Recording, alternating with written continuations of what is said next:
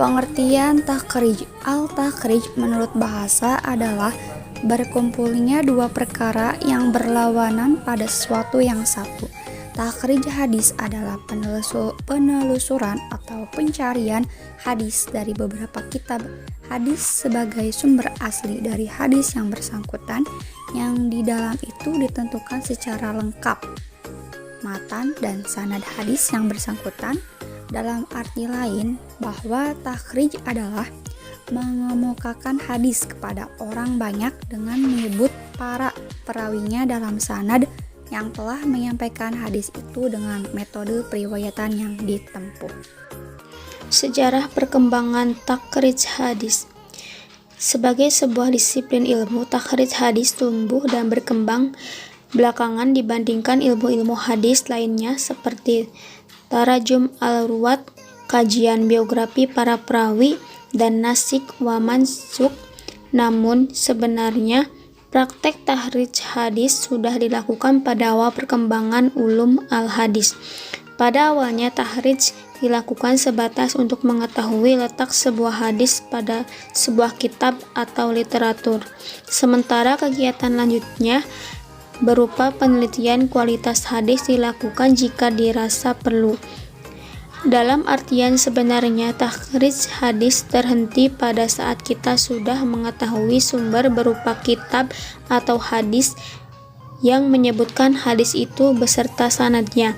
Misalnya ketika kita sudah mengetahui bahwa hadis yang sedang ditakhrij diriwayatkan oleh Muslim atau Abu Dawud, maka selesai sudah proses takhrij itu. Metode takhrij hadis. Yang pertama adalah takhrij hadis melalui lafaz yang terdapat dalam matan hadis. Kedua, takhrij hadis melalui lafaz pertama dalam matan hadis. Yang ketiga, takhrij hadis melalui periwayat pertama atau sanad pada tingkat sahabat. Yang keempat, takhrij melalui tema hadis.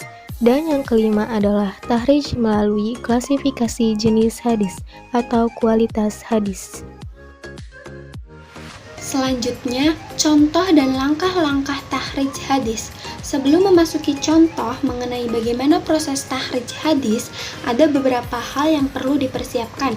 Salah satunya adalah beberapa instrumen kitab penunjang untuk kegiatan takhrij hadis. A. Kamus hadis. 1. Mu'jam al-Mufahros li Alfaz al-Hadis. 2. Miftah Kunuz as-Sunnah. B. Kitab-kitab hadis atau kutub as-sittah. C. Kitab sejarah para perawi. Dan D. Kitab-kitab ilmu diroyah atau mustalah hadis.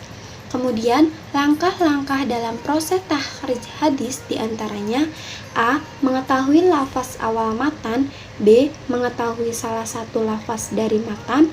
C. Konsultasi ke kamus hadis. D. Menulis hadis yang ditemukan beserta sanadnya. E. Melakukan i'tibar. F. Menyusun skema sanad. G. Meneliti sejarah perawi. H. Analisa kualitas dan kuantitas dari sanad. Dan I. Menyimpulkan hasil takhrij dan penelitian. Tujuan dan kegunaan takhrij hadis. Pertama, mengetahui eksistensi suatu hadis. Apakah berat suatu hadis yang ingin diteliti terdapat dalam buku-buku hadis atau tidak? Yang kedua, mengetahui sumber otentik suatu hadis dari buku hadis, apa saja yang didapatkan. Yang ketiga, mengetahui ada berapa tempat hadis tersebut dengan sanad yang berbeda di dalam sebuah buku hadis atau dalam beberapa buku induk hadis. Yang keempat, mengetahui kualitas hadis makbul atau mardu atau tertolak. Yang kelima, mengetahui referensi beberapa buku hadis. Dengan takhrij, seseorang dapat mengetahui siapa perawi suatu hadis yang diteliti dan di dalam kitab hadis apa saja hadis tersebut didapatkan. Yang keenam, menghimpun sejumlah sanad hadis. Dengan takhrij, seseorang dapat menemukan sebuah hadis yang akan diteliti di sebuah atau di beberapa buku induk hadis. Yang ketujuh, mengetahui keadaan sanad yang bersambung dan yang terputus. dan mengetahui kadar kemampuan perawi dalam mengingat hadis serta kejujuran dalam periwayatannya.